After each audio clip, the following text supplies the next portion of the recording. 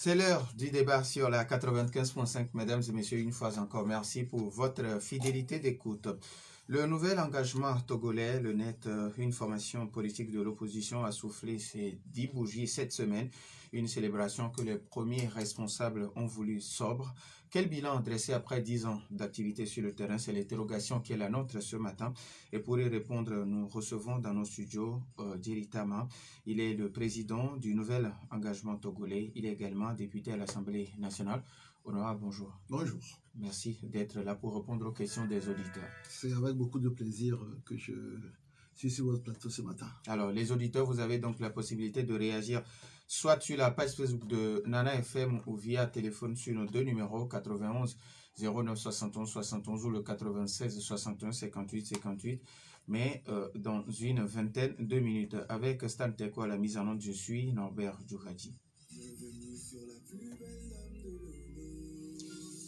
Une fois encore, merci pour votre fidélité. Alors, Président, on commence avec cette question d'une fidèle de nos auditrices.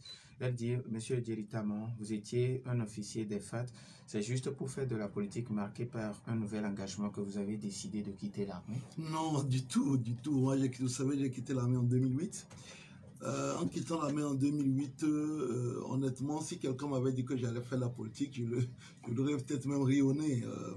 En 2008, en 2009, j'ai créé ma première société, Mofi, ensuite Templier d'abord, ensuite Mofi, et j'ai fini par aboutir sur Jaguar, qui était une société de sécurité dans un domaine qui me connaissait.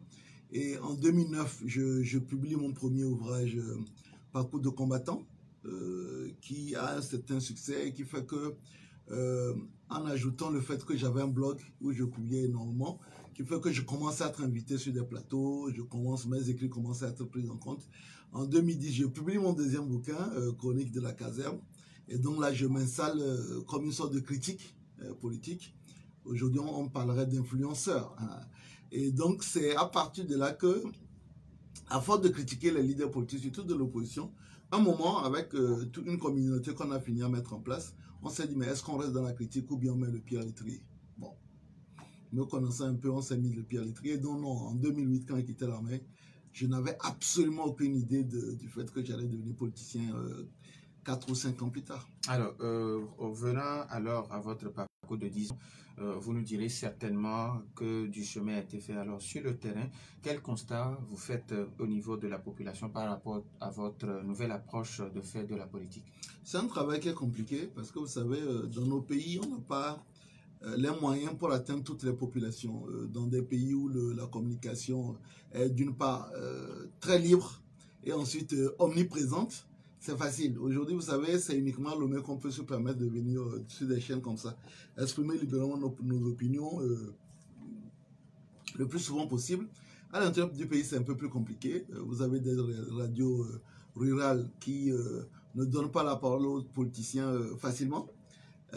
Aujourd'hui, peut-être l'un des moyens de communication qui est facile, c'est les réseaux sociaux.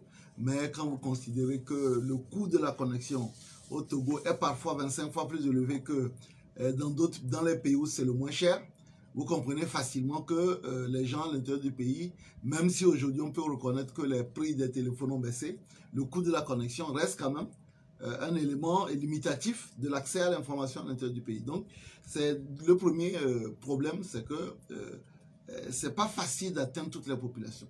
Le deuxième, c'est qu'on a encore des résistances. Les gens considèrent dans beaucoup d'endroits dans nos pays que voter par exemple le parti au pouvoir est un devoir. C'est que parfois, moi je peux vous dire que j'arrive à l'intérieur du pays, quand vous critiquez le pouvoir, on dit ah bon, on peut dire ça, on va pas vous arrêter, ainsi de suite. Donc il y a tous ces pesanteurs qui font que c'est compliqué, mais quand nous sommes rentrés en politique en 2012, nous avions dit que nous étions sur le moyen et long terme. Donc là, nous sommes pour le moment sur le moyen terme. On n'avait jamais pensé qu'on atteindrait même à la limite même la position qu'on a actuellement en moins de 10 ans. Donc voilà, je veux dire que c'est difficile, mais on essaie de s'adapter au terrain. Alors, 3 députés et 33 conseillers municipaux, voici le bilan dont vous glorifiez des fois après 10 ans d'activité. Comment est-ce que vous amorcez les prochaines élections régionales et pour réaliser quel score?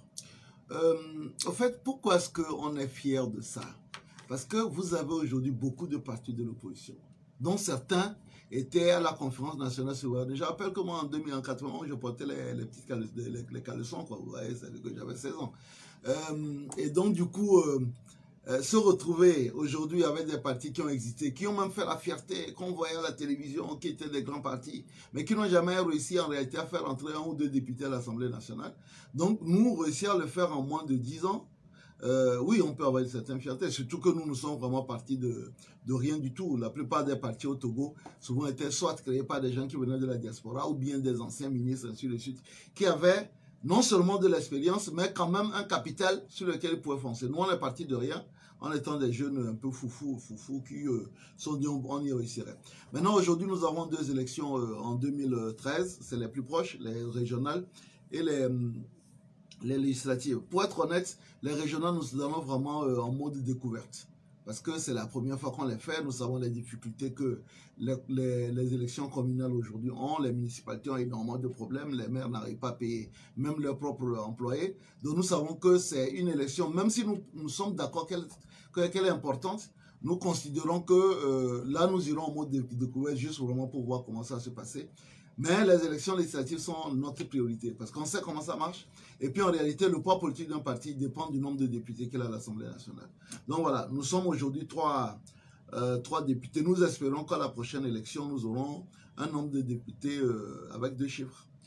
Alors, Président, très récemment, c'est le délégué du mouvement des Sages Unir, Charles Kondi Agba, qui disait à propos de l'opposition qu'elle n'est pas assez constructive.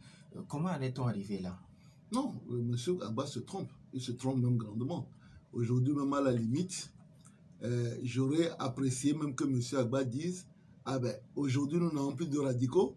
Nous avons une opposition qui est devenue constructive, quitte à ce qu'ils disent que nous ne l'éminençons pas assez. » Mais il dit qu'il n'y a pas d'opposition constructive. Je rappelle quand même que l'ensemble de l'opposition a fait en 2021 6 mois, l'ensemble. À la limite, le seul parti qui a manqué un peu à l'appel, ou bien les seuls, c'est les 4 partis liés de la DMK. Et puis le CAR éventuellement, qui est revenu après à la fin et qui est reparti. Mais sinon, des partis comme l'ANC, qui autrefois a toujours été le chef de file de l'opposition, qui aujourd'hui, moi, ça ne me gêne pas de le reconnaître, que au niveau de l'opposition, c'est le plus grand parti de l'opposition. L'UFC, qui par le passé a été le plus grand parti de l'opposition aussi, et des partis historiques comme les FDR, non pas FDR, le PDR, le PSR, et le PDP, et des partis non moins importants comme le FDR, ainsi de suite, y compris nous aujourd'hui qui sommes devenus des partis parlementaires. On s'est assis durant 6 mois, on a fait 52 propositions. Et ensuite, ces 52 propositions sont non seulement sont en train d'être mises en place, mais aujourd'hui, nous avons, ces partis ont de nouveau accepté de mettre en place le CPC, donc y compris l'ANC. Ces partis sont mis ensemble pour aller mettre en place la CENI qu'on vient de mettre en place. Donc, quand quelqu'un vient dire qu'il n'y a pas d'opposition constructive, je comprends parfaitement que, étant à la retraite, il est rentré peut-être sans aucun doute dans son bassin natal. Et il n'est pas à jour de ce qui se passe. Sinon, aujourd'hui, ce qu'on peut regretter à la limite, c'est que l'opposition radicale qu'on a eu par le passé, qui disait non systématiquement à tout, est peut-être aujourd'hui matérialisée par la DMK. Et que, bon, ben, l'un des partis qui était autrefois identifié dans son opposition radicale par rapport au parti au pouvoir qui est l'ANC, a adouci son approche. Et c'est tant mieux. Donc, le problème, c'est qu'il y a parfois non seulement un manque de tact, mais parfois une envie, à mon sens, d'humilier, de faire mal. Et ça, je trouve que c'est plutôt là, en ce moment-là, un parti au pouvoir qui cesse d'être constructif. Alors, cette semaine, le Togo a commémoré ses 62 ans d'indépendance. Alors, vous, en tant que responsable politique, quel bilan vous faites de nos 62 ans de marche en tant que pays indépendant? On peut dire que ce sont 2 ans de gâchis, parce que vous rendez compte sur 3 éléments aujourd'hui. Nos budgets sont à parfois 2/5 constitués de dons et de subventions de ceux dont nous sommes supposés avoir pris notre indépendance. Aujourd'hui, nous nous rendons compte que pour nous soigner, nous sommes tous, pour ceux qui ont les moyens, de toute façon obligés d'aller se soigner à l'étranger. nous nous rendons compte que pour faire de bonnes universités, nous sommes tous obligés d'aller soit en France, au Canada ou aux États-Unis. Donc, pour ne citer que ces 3 points, nous restons, mais ce n'est pas le cas uniquement du Togo, mais de tous les pays africains, nous restons sur un constat d'échec. Parce que quand vous comparez aujourd'hui un pays comme le Vietnam, qui a subi plus de bombardements sur son sol que l'Allemagne, qui n'a eu officiellement son indépendance qu'après le départ des Américains en 1914, alors que nous, donc, ça faisait 14 ans que nous étions en indépendance, et que nous sommes aujourd'hui face à un pays comme le Vietnam où nous consommons le riz qu'ils nous envoient, nous importons le riz de chez eux, nous importons même des habits, de l'électronique, des motos du Vietnam. Ben, c'est la preuve en réalité que beaucoup de pays en Afrique ont un échec, parce que sur le fond, qu'est-ce qui a changé? Est-ce que nous sommes vraiment indépendants? Nous sommes indépendants parce que nous avons certes une souveraineté, mais cette indépendance-là est relative parce que nous n'avons pas pu réellement nous dégager des règles qui nous lient à ces pays-là en termes sur beaucoup de plans. Le plan même alimentaire, le plan de l'agriculture. Aujourd'hui, vous voyez, on parle d'une guerre en Ukraine. 90% des Togolais ne savent pas où se trouve l'Ukraine, mais nous risquons de souffrir de famine même dans nos pays parce que il y a la guerre dans un pays, alors que l'Ukraine, comme beaucoup de pays de l'Est à l'époque aux indépendances, étaient aussi des pays sud-européens comme nous. Alors, à qui la faute dans ces conditions? À nous, tout simplement. Nos élites n'ont pas bien géré. Est-ce que vous imaginez que même à l'heure où je vous parle, si on fouille très bien, l'argent que nos élites, depuis les années 60, ont pu mettre dans des banques européennes, suisses, ainsi de suite, ça développerait peut-être 2 fois ou 3 fois le Togo. C'est-à-dire que ça représente peut-être même 10 fois ou bien 1000 fois le budget du pays. Ben, les gens dans leur pays utilisent leurs sous pour construire leur pays à eux, et nous on utilise souvent nos sous pour construire leur pays. Donc c'est notre faute. Moi, quand j'entends dire ouais, tout ce qui se passe en Afrique c'est la faute des Français, je dis c'est n'importe quoi, parce que c'est nous qui prenons l'argent pour aller mettre dans la banque, c'est nous qui allons nous soigner dans leur pays, c'est nous qui allons faire acheter les denrées alimentaires chez eux. Vous savez, il y a quelques années, le Togo était l'un des plus grands consommateurs de champagne. C'est-à-dire que durant toutes ces années, nous n'avons pas pu mettre en place des boissons qui remplacent ce que le colon a laissé, et nous continuons à aller prendre des produits alimentaires là-bas. Moi, vous savez, j'ai lancé une initiative qui s'appelait la Maison du Paysan, que je suis en train de fermer, qui ne faisait que valoriser les produits du terroir. Et vous vous rendez compte que beaucoup d'entre nous, Togolais, préférons aller consommer des produits qui nous viennent de l'extérieur, dont nous n'avons pas de traçabilité, nous ne savons pas ce qu'il y a dedans, mais que de consommer les produits nationaux, parce que malheureusement, nous sommes acculturés, et que cette acculturation-là est la cause principale et profonde de notre sous-développement. Alors, qu'est-ce qu'il faut changer pour que les années à venir, ceux qui vont nous suivre ne vont pas avoir les mêmes regrets comme vous aujourd'hui? Premièrement, il faut redévelopper le patriotisme. Vous savez, moi, peut-être vous beaucoup moins, mais moi, j'ai grandi dans une phase où à l'époque, il y avait une chanson, on disait « consommer les produits togolais ». Mais c'est que quand vous dites aux gens de consommer les produits togolais, il faut qu'on voit consommer les produits togolais. Sinon, ben, les populations agissent pas à mimétisme. Donc, je me souviens à l'époque, quand on parlait de consommer les produits togolais, le chef de l'État à l'époque portait des abacostes. Donc tout le monde a porté des abacostes. Les abacostes, ce n'étaient pas les produits togolais. Je ne sais pas si vous comprenez. Donc, quand vous prenez un pays comme le Ghana, vous voyez que régulièrement, les présidents portent sur le plan vestimentaire des tenues nationales. Et par mimétisme, vous allez au Ghana, vous allez voir plein de ministres qui sont en Batakali, qui sont en Pagne, ça ne pose pas de problème parce qu'il y a ce mimétisme-là. C'était aussi le cas de Roch Kaboré quand les militaires n'ont pas décidé de le cacher.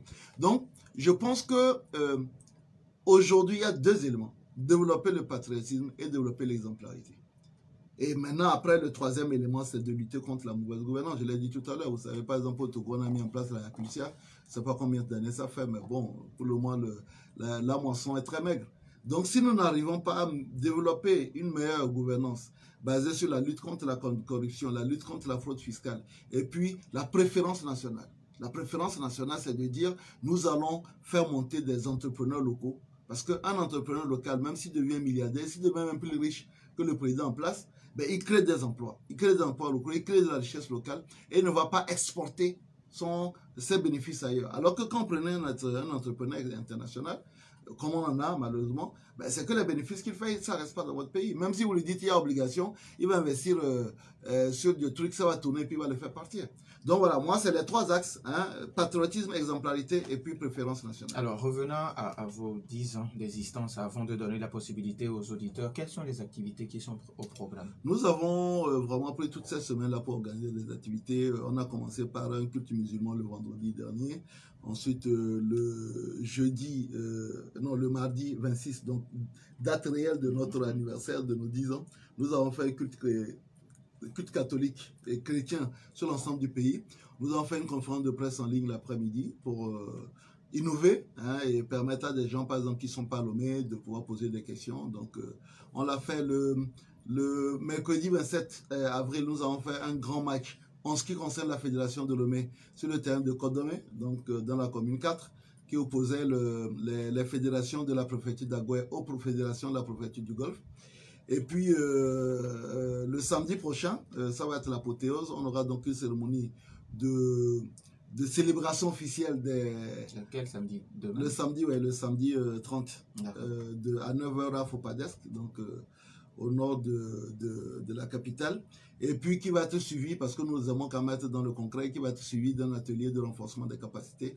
Au mois de mars, on en avait fait un à Kara, qui avait rassemblé les fédérations de la Savane, de la Centrale et de la Kara. Et là, on fera un deuxième atelier qui rassemble les fédérations des plateaux et des maritimes. On attend à peu près 500 personnes.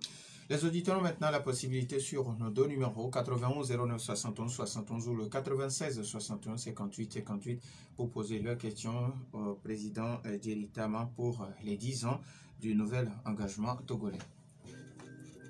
Savez-vous que vous pouvez faire des études supérieures de qualité comme en France et obtenir un diplôme français tout en étant à Lomé? C'est vrai, exactement, et c'est enfin possible à ESAM. École supérieure d'Audi et de management est pleinement à votre disposition et accompagne les jeunes et étudiants à réaliser leurs rêves, leur offrant la formation LMD délocalisée, leur donnant une ouverture d'esprit de compétition à l'international pour développer librement la passion de l'excellence. ESAM dispose des filières en expertise comptable, droit privé et public, droit des affaires et des collectivités territoriales, comptabilité, contrôle et audit. Choisir ESAM, c'est garantir l'avenir de vos enfants. ESAM est situé sur l'avenue Nicolas Gruniski, près de l'ancien hôtel de ville de Lomé. Avec ESAM, c'est 100% d'employabilité. Contact 22 21 16 16 90 18 05 50. ESAM, la passion de l'excellence.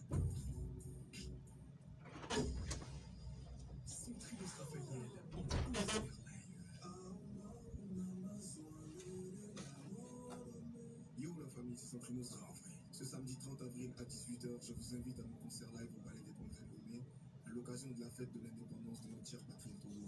Faites-nous sur notre déplacement, en fait la fête Jardin Pinus.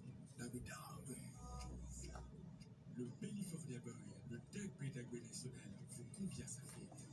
Prix d'entrée 2000, 5000, réservation 10 000 francs CFA au 93 39 32 91 ou le 91 74 04 10. Concert de l'indépendance, live, Centre Raphaël, ce 30 avril au Palais des Congrès de Lomé, un événement monstrueux.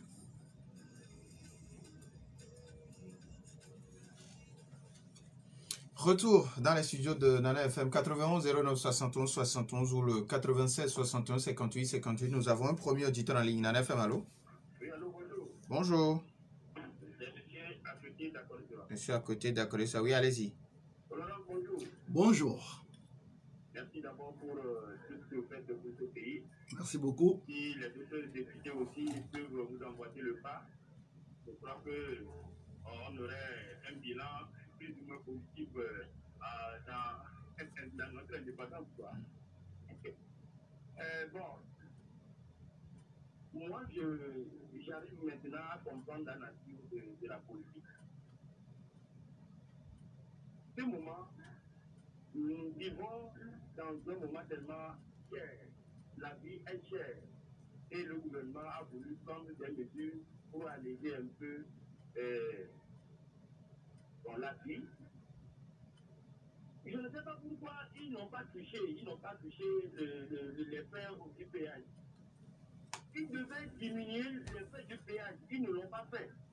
Maintenant, les mesures qu'ils ont proposées, moi, je ne trouve rien de ça. Parce que comment on va éditer maintenant aux bonnes dames qui vendent les maïs, ils vont vendre les maïs à quel prix? Ils ont des taxes de maïs. Ils ont payé.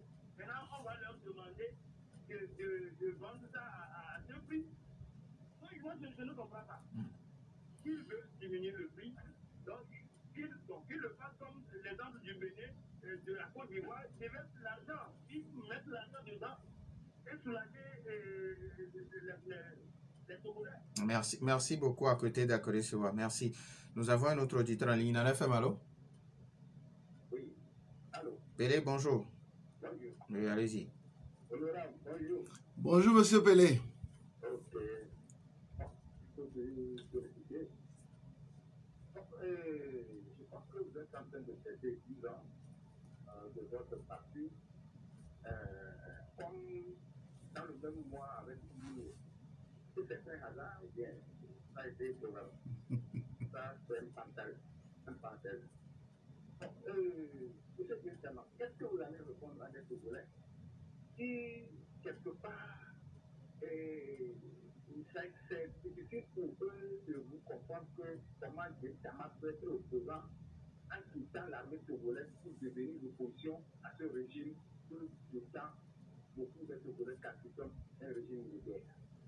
Deuxième préoccupation, M. Djama, vous étiez au camp. Quand M. Boko Akila François a fait sa déclaration l'année 2005, avec tout ce courage que M. Boko avait pour faire cette déclaration, est-ce que M. Boko avait tort? Et aujourd'hui, qu'est-ce que vous préconisez pour que tous ceux qui sont en exil, en tant que députés, tous ceux qui sont en exil, M. Boko, M. Titi, etc., M. Abdoumi, est-ce que vous ne pouvez pas faire introduire une loi pour demander à M. Boko d'amnistier tous les gens-là pour que la paix revienne dans le pays? Merci à vous aussi. 91 09 71 71 ou le 96 61 58 58. Est-ce qu'il y a un autre auditeur? Oui. Nana FM, allô? Allô? Allô? Oui, bonjour. Bonjour. Votre nom, s'il vous plaît? Comme la vie d'Avedi. Comme la vie d'Avedi. Ok, allez-y, monsieur, comme la vie. Bonjour. Bonjour, monsieur Komnavi. Premièrement, je vous félicite pour votre sortie sur Facebook et autres. Tous les Togolais ne savent pas que vous intervenez, surtout les faits divers et autres, politiques et autres sur le territoire. Je veux vous demander quelle est votre compréhension de ce qui se passe au niveau de l'enseigne. Est-ce que vous qui êtes un représentant du peuple à l'Assemblée nationale, quel est votre rapport sur vos discussions pour palliatif de ce problème? Merci. Merci à vous aussi, monsieur, comme la vie. Nous avons un autre auditeur. Nana FM, allô? Allô, bonjour, mon directeur. Papa Sibiti, comment allez-vous? Bonjour, honorable. Bonjour, Papa Sibiti. Militaire de Ora, monsieur Libéry Kama, Bonjour, Papa Sibiti. pour répondre fortement. Bonjour, Papa Sibiti. Actuellement, je suis de militaire, donc vous êtes mon père.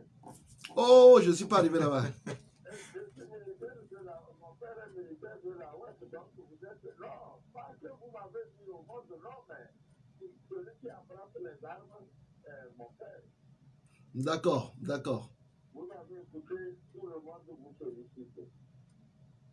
Ce qui vous charite, ça fait leur affaire. Le Togolais, il ne veut pas que son prochain fasse un pas de plus que lui. Alors que s'il ne le veut pas, c'est lui qui est toujours adhéré. Mon honorable, le problème des Togolais, c'est que le président fort, ou bien notre président fort, n'a pas d'ennemis ou bien de choses. Son opposition, ça n'a fait le chômage. Qu'est-ce que vous faites? Le président venait de prendre des mesures, nous le remercions, comme il doit faire encore davantage. Qu'est-ce que vous voyez? Il faut de temps en temps est-ce que l'Assemblée ne peut pas de temps en temps voir le président? Ah, président, les gens crient. Bon, faisons ceci pour que ça marche. Même l'opposition aussi. Est-ce que vous venez de dire, ou quelqu'un de vérité, qu'après le gouvernement, le pouvoir c'est l'ANC, c'est vrai. L'opposition là, elle ne peut pas s'entendre aussi approcher le président, parce que l'opposition aussi lutte pour le bien-être du pays, de la population. Merci beaucoup. Merci à vous aussi. On prend le dernier auditeur. Nana FM, allô? Allô? L'auditeur est toujours là? Allô? Bon, il ne nous reçoit pas. Peut-être il peut nous revenir. Alors, Président, vous avez suivi avec attention les auditeurs. Quand M. Akoté d'Akodesewa pense de la vie chère, il passe de la suspension ou bien de la suppression des frais de péage. Il parle également, il demande quelle est votre réaction par rapport aux 4 mesures éditées par le gouvernement pour contrer la vie chère. Non, vous savez, nous sommes du séissement de San Palais, opposition responsable. Déjà, qu'il existe des mesures 4 pour lutter contre la vie chère, veut d'abord dire que le gouvernement a pris conscience des effets néfastes du phénomène de la vie chère sur la population. Donc ça, c'est déjà une bonne chose. On a donc, dans ce cas-là, un gouvernement qui est à l'écoute. Il y a 4 mesures. J'ai déjà donné, comme je le fais souvent sur ma page, mon avis là-dessus. Je pense qu'il y a des mesures comme le plafonnement des prix sur les produits locaux qui va être très difficile. C'est une très bonne mesure, mais qui va être très difficile à mettre en place parce que, comme un auditeur l'a dit, il y a des gens qui ont déjà acheté leurs produits. Moi, entre-temps, quand le maïs est monté, des gens sont allés, par exemple, à Nice acheter le maïs à 700, ou ils le revendent à 800 ou 900 à Lomé, voire à 1000 francs. Donc, on ne peut pas dire à quelqu'un qui a fait des stocks quand il a acheté le maïs à 700 de venir le revendre à 600. C'est quand 650, c'est pas possible. Nous sommes dans un système libéral où le marché s'auto-régule. Donc, c'est extrêmement difficile, sauf en passant par le seul organe de régulation du marché qui est l'ANSAT. C'est pour ça que nous, on propose, au lieu que l'ANSAT continue à vendre le kilo de maïs à 190, qu'aujourd'hui, par exemple, sur l'ANSAT, le gouvernement peut décider de demander à l'ANSAT de vendre son kilo de maïs à 150. Là, par exemple, c'est direct. C'est direct. Et à partir de là, on aura un bol de maïs, puisqu'il est évalué à 2,5 kg. On aura un bol de maïs qui reviendra à 375. Si on a le bol de maïs qui est à 375, si quelqu'un se plaît encore que le maïs coûte trop cher, on va lui dire, mais écoute, on a suffisamment de magasins de l'ANSAT, allez prendre ça là-bas. Donc ça, pour nous, c'est une mesure qui est très importante. La mesure sur la baisse des points sur les emprunts, les produits de la FNFI est très bonne, parce que là, il est évident que c'est les personnes les plus défavorisées qui font des prêts et avoir 2 points, parce que souvent les taux d'intérêt tournent autour de 6 et 8%. Donc on enlève 2 ou 4 points, c'est quand même très intéressant pour ces personnes. La suspension des prélèvements sur le bonus que le gouvernement avait fait au niveau des fonctionnaires, certes, c'est une bonne chose, mais moi j'aurais préféré plutôt une levée, parce que en réalité, si c'est une suspension telle que nous sommes partis, je ne sais pas quand est-ce que le phénomène de la vie chère va cesser, hein, parce que je parlais tout à l'heure de la guerre en Ukraine, qui a des incidences sur le prix des hydrocarbures qui coûte aujourd'hui très cher, donc ce qui fait que le coût de revient des produits à cause du coût du transport est devenu très, très élevé. Donc pour moi, je pense que le mieux aurait été tout simplement d'en faire un bonus aux fonctionnaires, mais au même moment, il y a à peine 60 000 fonctionnaires, ça fait même pas 1% de la population, donc du coup, bon, ça reste quand même assez marginal. Et puis la suspension, bien la levée de prix des tickets dans les marchés, pour moi, je n'ai pas compris, parce que je ne pense pas, nous tous on connaît nos bonnes femmes, c'est pas parce qu'on a dit qu'elles vont plus payer le ticket de 100 francs là qu'elles vont répercuter ça sur les prix. Donc je ne vois pas sincèrement l'effet qu'on va avoir si tant est que l'objectif c'est de faire baisser les prix sur le marché, tel qu'on les connaît de toute façon. C'est pas parce que vous avez décidé qu'elles ne paient pas 100 francs ou 200 qu'elles vont lever les prix. Donc, et puis, j'ai pas eu l'impression, pour moi qui suis régulièrement sur le terrain, j'ai pas eu l'impression que c'est un sujet sur lequel les gens se plaignaient. Donc voilà, maintenant, moi, je vous ai dit, si j'étais à la place, voilà ce que je ferais en SAT. Voilà, en deuxième mesure que je ferais, j'ouvrirai les frontières. Aujourd'hui, il faut ouvrir les frontières pour deux raisons. La première, c'est que ça bloque beaucoup. Même si on dit que les denrées circulent, il y a tellement de fourbes sur les frontières qu'aujourd'hui, ça bloque le déplacement. Non seulement des marchandises, mais surtout des personnes. Beaucoup de personnes, moi je connais des gens qui à Lomé ici allaient acheter des pains, des poissons, de la viande au Ghana pour venir revendre ici. Aujourd'hui, ils ne peuvent plus le faire parce que, en fait, c'est les gens qui sont bloqués. Et la dernière mesure pour moi, quelqu'un l'a effleuré tout à l'heure, c'est d'abord couper le péage pour les motos. Honnêtement, c'est-à-dire que les 50 francs que les gens payent là, je ne sais pas à quoi ça sert parce que ça crée plus de problèmes. On a dû d'abord aménager des voies pour les motos. Aujourd'hui, quand vous arrivez la moto, quand il arrive, il faut qu'il s'arrête. Moi, je suis motard, comme vous le savez. Il faut s'arrêter, mettre la main dans la poche, trouver l'argent, tendre. Parfois, pour 50 francs, on donne 1000 francs, on dit il n'y a pas de monnaie, il faut aller attendre à côté. Honnêtement, pour moi, c'est qu'il faut arrêter le péage des gens en moto. Et puis pour les voitures, surtout commerciales, revenir au prix antécédent. Je pense que pour moi, c'est des mesures qui peuvent avoir un effet direct sur la cherté de la vie. Alors, par rapport aux questions de Pelé qui demande, vous avez 10 ans, votre parti a 10 ans, unir à 10 ans dans le même mois. Alors, est-ce que c'est un hasard ou comment? Non, ben écoutez, unir était en mutation. Vous savez d'où unir est venu. Nous, on était en création. Donc, honnêtement, pour que ce soit quelque chose de voulu, bon, nous, ça faisait à peu près 1 année et demie qu'on était en maturité sur cette histoire-là. Je vous ai raconté l'historique. Donc voilà, c'est arrivé, mais honnêtement, vous savez, quand quelqu'un veut absolument vous jeter l'opprobre, hein, quel que soit ce que vous fassiez, ben, celui qui veut noyer son chien, la queue de rage. Vous connaissez l'adage. Donc, quel que soit au foyer, c'est-à-dire que je me souviens à l'époque, quand on a créé le net, notre couleur dominante, c'était le bleu. Parce que quand on prenait le logo du net, vous avez le drapeau national, plus le bonhomme qui est à la base, c'est le bleu. Et quand l'UNIR a été créé, au départ, leur couleur dominante, c'était le vert. Et donc, après, je ne sais pas, ils ont décidé tout simplement qu'il fallait changer de couleur, ils sont passés au bleu. Et nous qui avons le bleu, donc avant, on a commencé à dire, ah ben, vous voyez, le net, c'est le bleu, c'est clair, de toute façon, d'être uni, c'est pareil. Donc voilà, aujourd'hui, je suis sûr même que si je vais m'immoler par le feu, en disant, ouais, je veux le départ de Faure Gnassingbé du pouvoir, on va dire que le gars, là, certainement qu'on lui a donné l'argent, ça. Donc, vous voyez, bon, voilà, on peut rien faire. Voilà, aujourd'hui, nous avons suffisamment prouvé pour les populations qui regardent ce qu'il y a sur le terrain, que nous sommes vraiment le premier parti de l'opposition, parce que aujourd'hui, en 3 ans, nous avons fait pas moins de 90 interpellations au niveau de l'Assemblée nationale. Aucun autre parti ne l'a jamais fait. Nous avons montré que nous sommes présents aux côtés des populations en temps permanent pendant les 2 ans où nous avons lutté sérieusement contre le Covid. Le net était le seul parti de l'opposition qui était sur le terrain, on ne voyait personne. Et puis aujourd'hui, sur les questions thématiques, pareil, le seul parti qui réagit systématiquement, quand il y a des situations là, quelqu'un parlait de l'éducation, qui en parle, c'est le net. Donc voilà. Maintenant, après, il y a certains qui vont voir que oui, on fait du travail. C'est aussi qui fait que nous sommes en train de monter. Maintenant, il y a d'autres personnes, tant que moi, Jerita m'a commandé, gars. Ma mère est de Pia, mon père est de Siou. Pia, c'est le village de Faure Gnassingbé. Mon père est de Siou.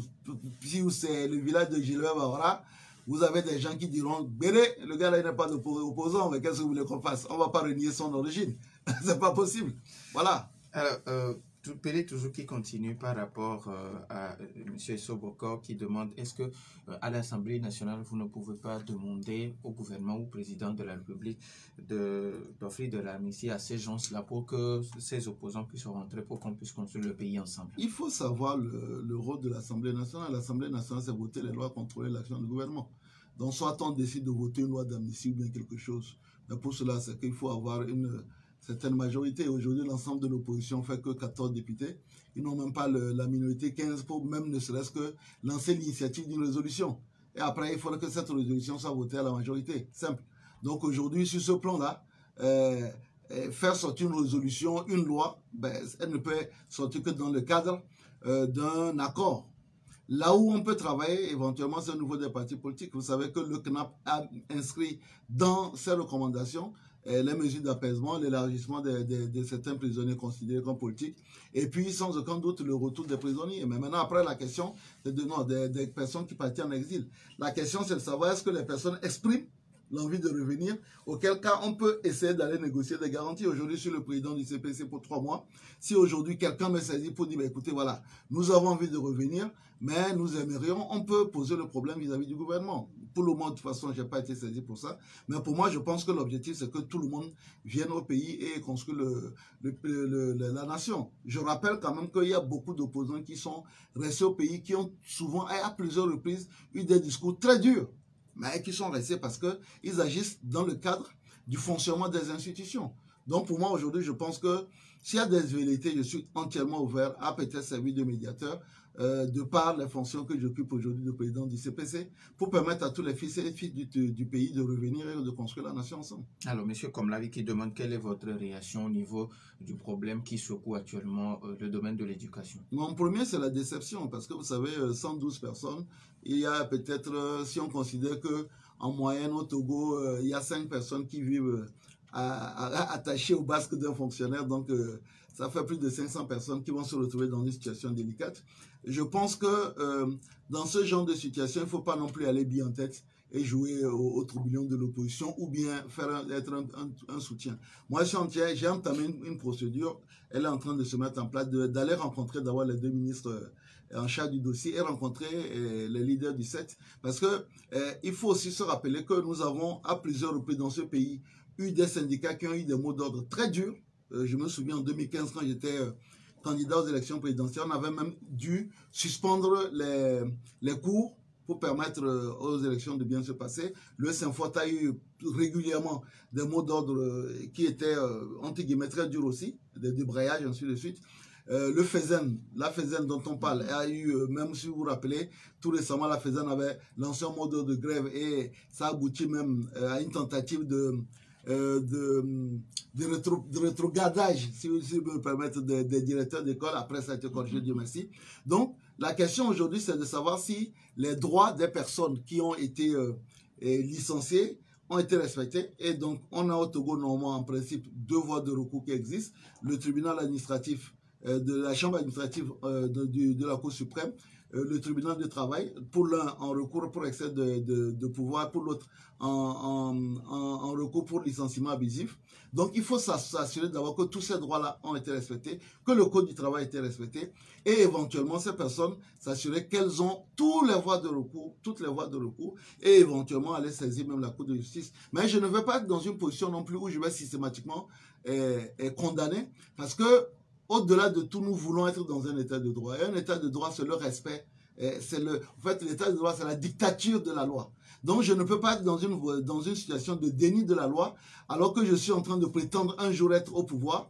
Et donc, avoir une posture que j'aurai du mal à défendre demain quand je serai au pouvoir. Voilà, donc c'est à peu près, pour moi, je pense qu'il faut faire une médiation. Et il y a aujourd'hui la médiatrice de la République qui, sans aucun doute, peut faire ce travail. Les partis politiques et puis des députés aussi peuvent essayer de faire ce travail. Alors, quelles sont les perspectives de votre parti politique pour les années à venir? Non, comme je l'ai dit, premier objectif, il n'y a pas d'autre même de façon sur les 2 ans à venir, c'est d'avoir un chiffre, un nombre de députés à 2 chiffres à l'Assemblée nationale. Nous irons sans aucun doute aux élections présidentielles en 2025, même si nous avons dit, nous ne nous cachons pas que pour nous, le temps fort du parti pour éventuellement l'alternance, c'est en 2030. Alors, qu'est-ce que vous avez aujourd'hui à dire à tous ceux qui vous suivent, parce que notre temps est déjà imparti, à tous ceux qui vous suivent, que ce soit sur les réseaux sociaux ou encore sur les médias? D'abord, souhaiter à l'ensemble de ceux qui nous suivent, aux auditrices et auditeurs, une bonne fête de l'indépendance. On ne s'est pas vu pour ça. Ensuite, dire aussi aux militants qui nous suivent, bon anniversaire. Et puis dire aux gens que la politique autrement que nous avons mis devant, c'est la politique de la proximité, et c'est surtout la politique de la proximité permanente. C'est-à-dire que beaucoup de partis politiques dans ce pays ne sortent de leur torpeur qu'à la veille des élections. Nous sommes la politique autrement qui est présente en permanence. En permanence sur des actions sociales, en permanence sur des actions politiques, en permanence sur la défense du faible et de la veuve de l'orphelin, comme on a l'habitude de le dire, et surtout, pour terminer, en termes de disponibilité. Je n'ai jamais vu des députés, que ce soit les 3 autres députés, les 2 autres députés ou moi, qui soient aussi disponibles. Moi, je reçois 500 messages par jour. 500 messages. Et sur les 500, j'arrive souvent à répondre entre 100 et 150. Parce que je ne peux pas répondre à tous, il faut m'excuser. Donc, cette disponibilité d'écoute, cette disponibilité de réactivité, pour moi, c'est ce qui nous caractérise. Et tous ceux qui ont envie de faire l'aventure avec nous, ils savent où nous trouver. On a notre siège à Goué. On a tous les voies pour entrer en contact avec nous, que ce soit à Lomé ou à l'intérieur du pays. Et puis, je pense que nous sommes l'avenir de ce pays sur le plan politique. Parce que nous sommes jeunes, parce que nous n'avons pas froid aux yeux, et parce que je pense que les gens commencent à aimer notre affaire. Alors, ce qui veut dire que pour les élections législatives prochaines, vous y serez encore. Bien sûr, on veut, je dis bien quand je veux un chiffre, un nombre à 2 chiffres, donc à partir de 10. Donc voilà, donc forcément, si on n'y est pas, on risque de pas dépasser les 3 qu'on a. C'est uniquement à l'Assemblée nationale qu'on mesure le poids politique d'un parti. Alors, vous avez peut-être un message à dire aux responsables politiques parce qu'il y a un auditeur qui demande quel sera... Est-ce que vous êtes prêt aujourd'hui à travailler avec d'autres partis politiques au-delà de ceux avec qui vous travaillez déjà? On travaille de synergie sur le terrain pour obtenir certains objectifs, oui, mais sur le plan électoral, non. Nous avons essayé, vous savez, nous avons été à Arc-en-Ciel, nous avons été à Cap 2015 et on s'est rendu compte que la plupart des regroupements politiques portent en eux les germes de leur propre destruction, comme on nous a appris à l'école à l'époque. Donc voilà, les alliances politiques, non. Mais travailler comme on l'a fait avec le groupe des centristes, en une alliance idéologique, oui, pour obtenir certains objectifs. Mais alliance politique, non. La plupart du temps, c'est quand vous réunissez que tout le monde se met les trucs de banane sous les pieds. Et je suis sûr que si nous n'étions restés dans des alliances politiques, on n'aurait jamais eu 3 députés. Parce qu'en 2014, il y a un parti qui, jusqu'à ce jour, n'a jamais eu de député à l'Assemblée nationale, qui nous a dit, vous êtes trop petit même pour qu'on vous donne des places de CELI. Aujourd'hui, on en a plus d'une vingtaine, parce qu'on a tenté l'histoire, l'aventure en solo, et on va continuer à le faire. Alors, il y a un auditeur, Christian Denke, qui dit, le net n'ira pas aux élections sénatoriales si jamais elle a eu lieu, parce que je pose la question car vous n'avez pas fait mention. Non, mais les élections sénatoriales sont des élections indirectes. C'est-à-dire que c'est après qu'on a mis en place les conseils régionaux qu'on nous fera les élections sénatoriales. Donc, ne mettons pas la charrue devant les bœufs. Il faut d'abord aller aux élections régionales. Après, on verra le nombre de conseillers locaux que nous aurons et les élections sénatoriales. Mais il faut savoir que les élections sénatoriales, c'est très difficile parce que, comme c'est des élections indirectes, aujourd'hui, il faut avoir le courage de qu'UNIR a pris le plus gros des morceaux. Et ça sera extrêmement compliqué. Et il est hors de question d'être sur une liste, par exemple, du tiers que nomme le président de la République. Il faut mériter sa victoire pour être sénateur. Mais on verra. Pour le moment, les élections au suffrage universel qui nous attendent, c'est les régionales et les législatives. Nous disons merci à Thierry Taman, président du Nouvel Engagement Togolais, également député à l'Assemblée nationale. Merci à vous aussi pour votre fidélité d'écoute à Nana FM. Fin de ce débat, mise en onde par Stan Teko. Je m'appelle Norbert Duradi. Bonne suite de nos programmes.